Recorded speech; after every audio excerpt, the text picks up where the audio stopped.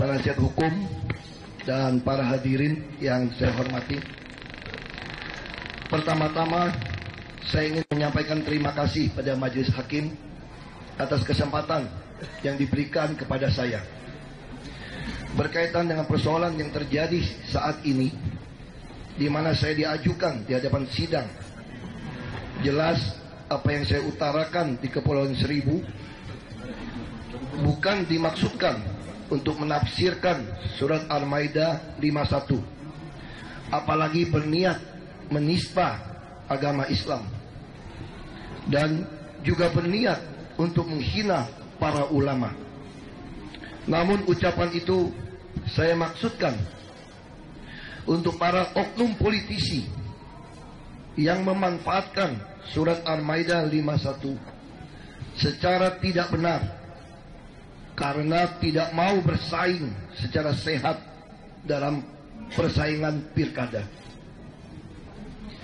Ada pandangan yang mengatakan bahwa hanya orang tersebut dan Tuhanlah yang mengetahui apa yang menjadi niat pada saat orang tersebut mengatakan atau melakukan sesuatu. Dalam kesempatan ini, di dalam sidang yang sangat mulia ini, saya ingin menjelaskan apa yang menjadi niat saya pada saat saya berbicara di Kepulauan Seribu tersebut. Dalam hal ini, bisa jadi tutur bahasa saya yang bisa memberikan persepsi atau tafsiran yang tidak sesuai dengan apa yang saya niatkan atau dengan apa yang saya maksudkan pada saat saya berbicara di Kepulauan Seribu.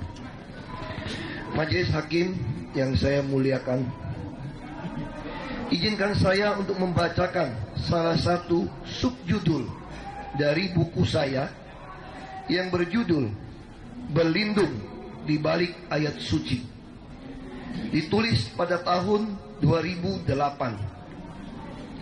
Saya harap dengan membaca tulisan di buku tersebut, niat saya yang sesungguhnya bisa dipahami dengan jelas. Isinya sebagai berikut. Saya kutip: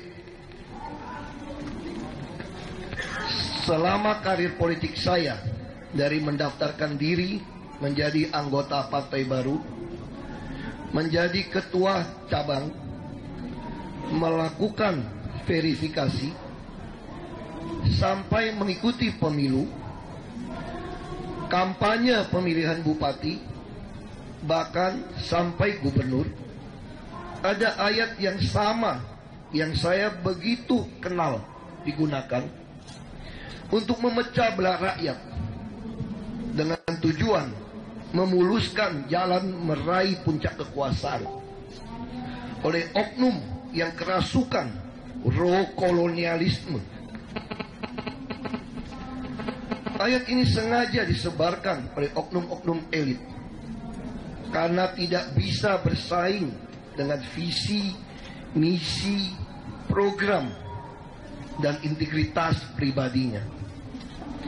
Mereka berusaha berlindung di balik ayat-ayat suci itu agar rakyat dengan konsep seiman, tanda kutip, memilihnya. Dari oknum elit yang berlindung di balik suci, ayat suci agama Islam, mereka menggunakan surat Al-Maidah 51. Isinya melarang rakyat menjadikan kaum Nasrani dan Yahudi menjadi pemimpin mereka, dengan tambahan jangan pernah memilih kafir menjadi pemimpin. Intinya, mereka mengajak agar memilih pemimpin dari kaum yang seiman. Padahal setelah saya tanyakan kepada teman-teman, ternyata ayat ini diturunkan pada saat adanya orang-orang muslim yang ingin membunuh Nabi besar Muhammad dengan cara membuat koalisi dengan kelompok Nasrani dan Yahudi di tempat itu. Jadi jelas bukan dalam rangka memilih kepala pemerintahan. Karena di negara kesatuan Republik Indonesia, kepala pemerintahan bukanlah kepala agama atau imam kepala. Bagaimana dengan oknum elit yang berlindung di balik ayat suci agama Kristen? Mereka menggunakan ayat di surat Galatia pasal 6 ayat 10. Isinya, selama kita masih ada kesempatan, marilah kita berbuat baik kepada semua orang, tetapi terutama kepada kawan-kawan kita seiman. Saya tidak tahu apa yang digunakan oknum elit di Bali yang beragama Hindu atau yang beragama Buddha. Tetapi saya berkeyakinan, intinya pasti jangan memilih yang beragama lain atau suku lain atau golongan lain, apalagi yang rasnya lain. Intinya, pilihlah yang seiman sesama kita, dalam kurung suku, agama, ras, dan antar golongan. Mungkin ada yang lebih kasar lagi. Pilihlah yang sesama kita manusia, yang lain bukan, karena dianggap kafir atau najis atau binatang. Karena kondisi banyaknya oknum elit yang pengecut dan tidak bisa menang dalam pesta demokrasi, dan akhirnya mengandalkan hitungan suara berdasarkan sesuku, seagama, seras, dan seantar golongan tadi, maka betapa banyaknya sumber daya manusia dan ekonomi yang kita sia-siakan. Seorang putra terbaik bersuku Padang dan Batak Islam tidak mungkin menjadi pemimpin di Sulawesi, apalagi di Papua. Hal yang sama, seorang Papua tidak mungkin menjadi pemimpin di Aceh atau Padang. Kondisi inilah yang memicu kita tidak mendapatkan pemimpin yang terbaik dari yang terbaik, melainkan kita mendapatkan yang buruk dari yang terburuk. Karena rakyat pemilih memang diarahkan, diajari, dihasut untuk memilih yang sesuku, seagama, seras, dan antar golongannya saja. Singkatnya, hanya memilih yang seiman, kasarnya yang sesama manusia. Demikian kutipan dari buku yang saya tulis tersebut. Majelis Hakim yang saya muliakan, dalam kehidupan pribadi saya banyak berinteraksi dengan teman-teman saya yang beragama Islam, termasuk dengan keluarga angkat saya, almarhum Haji Andi Baso Amir, yang merupakan keluarga muslim yang taat. Selain belajar dari keluarga angkat saya juga belajar dari guru-guru saya yang taat beragama Islam dari kelas 1 SD negeri sampai dengan kelas 3 SMP negeri. Sehingga sejak kecil sampai saat sekarang, saya tahu harus menghormati ayat-ayat suci Al-Quran. Jadi saya tidak habis pikir mengapa saya bisa dituduh sebagai penista agama Islam. Saya lahir dari pasangan keluarga non-muslim, Bapak Indra Cahaya Purnama dan Ibu Bunyarti Ningsi alias Tung Kim Nam dan Bun Nem Chow. Tetapi saya juga diangkat sebagai anak oleh keluarga Islam asal Bugis bernama Bapak Haji Andi Baso Amir dan Ibu Haja Misribu binti Acah.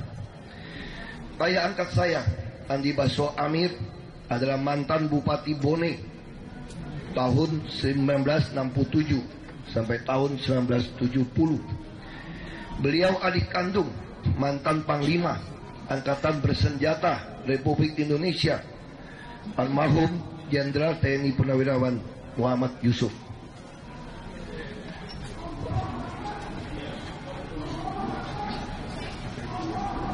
Ayah saya dengan ayah angkat saya bersumpah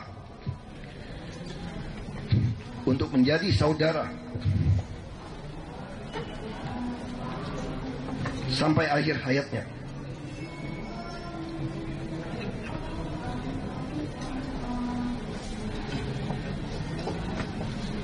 Kecintaan kedua orang tua angkat saya kepada saya sangat berbekas pada diri saya sampai dengan hari ini.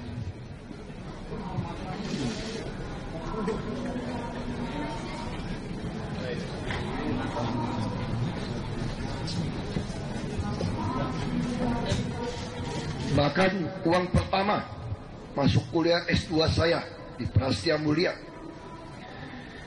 dibayar oleh kakak angkat saya, Haji Anarta Amir, yang juga hadir di persidangan ini.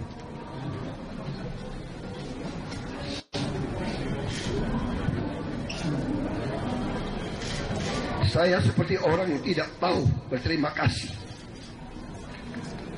apabila saya tidak menghargai agama dan kitab suci orang tua dan kakak angkat saya yang Islamnya sangat taat. Saya sangat sedih. Saya dituduh menista agama Islam, karena tuduhan itu sama saja dengan mengatakan saya menista orang tua angkat dan saudara-saudara angkat saya sendiri yang sangat saya sayangi dan juga sangat sayang kepada saya. Itu sebabnya ketika ibu angkat saya meninggal, saya ikut seperti anak kandung mengantar dan mengangkat keranda beliau dari ambulan sampai ke pinggir liang lahat, tempat peristirahatan terakhirnya di Taman Pemakaman Umum Karet Bifak.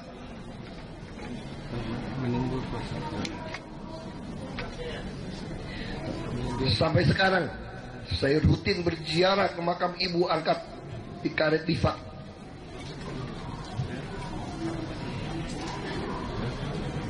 Bahkan saya tidak mengenakan sepatu atau sendal saat berziarah untuk menghargai keyakinan dan tradisi orang tua dan saudara angkat saya itu, yang membuat saya juga selalu mengingat almarhumah ibu angkat saya. Adalah peristiwa pada saat saya maju sebagai calon wakil gubernur DKI Jakarta tahun 2012. Pada hari pencoblosan, walaupun ibu angkat saya sedang sakit berat dan perjalanan ke rumah sakit dengan menggunakan mobil kakak angkat saya, Haji Anarta, ibu angkat saya sengaja meminta mendatangi tempat pemungutan suara untuk memilih saya.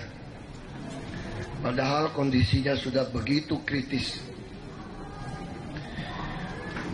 Dari tempat pemungutan suara, barulah beliau langsung menuju ke rumah sakit untuk perawatan lebih lanjut di ICU.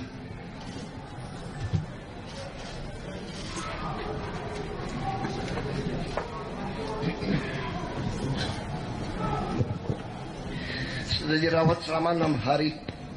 Ibu berdoa dan berkata pada saya, dan masih terus saya ingat, dan masih akan saya ingat,